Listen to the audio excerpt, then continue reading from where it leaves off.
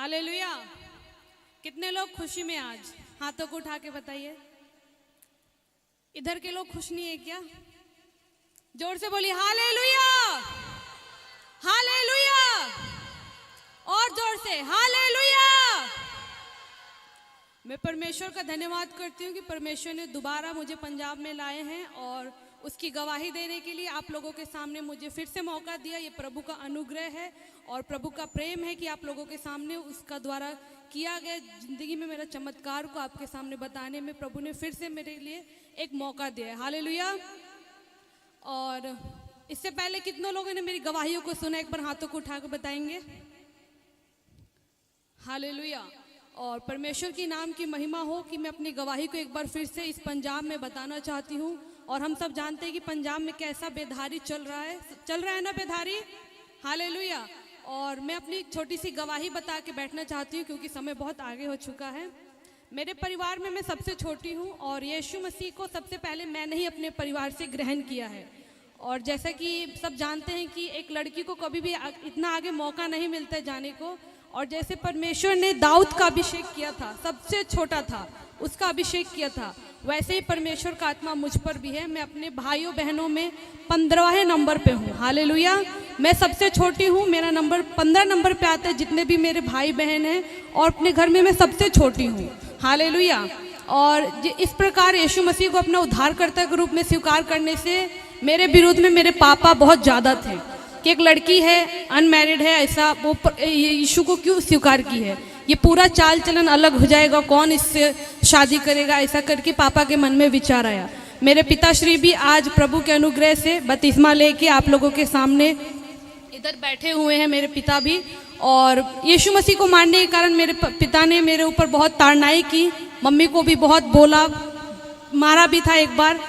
और वचन बताता है कि तू विश्वास कर तो उद्धार पाएगी, तेरा घराना भी उद्धार पाएगा। हालेलुया।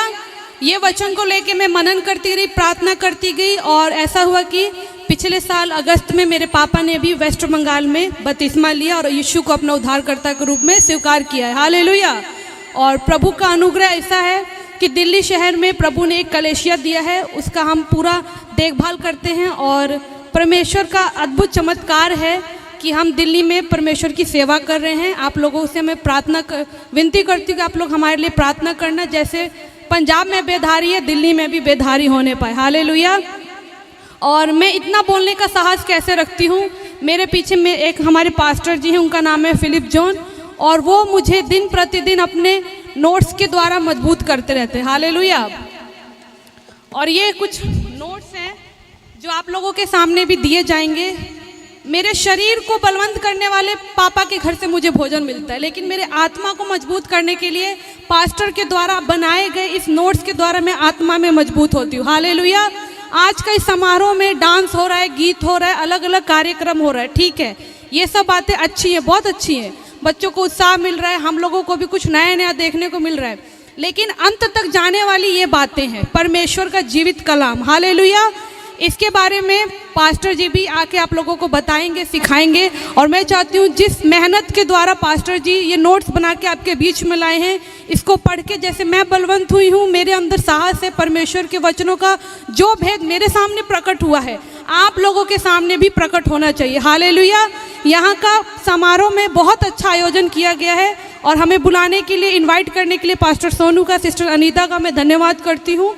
और बोलने के लिए मौका दे उसके लिए भी मैं धन्यवाद करती हूँ। और ये नोट्स हमारे पास्टर जी को जब समय मिलेगा आपके सामने बताएंगे, समझाएंगे। इसको आप लोग ग्रहण करना, बाइबल का हगाई किताब से बताए गए। हालेलुया।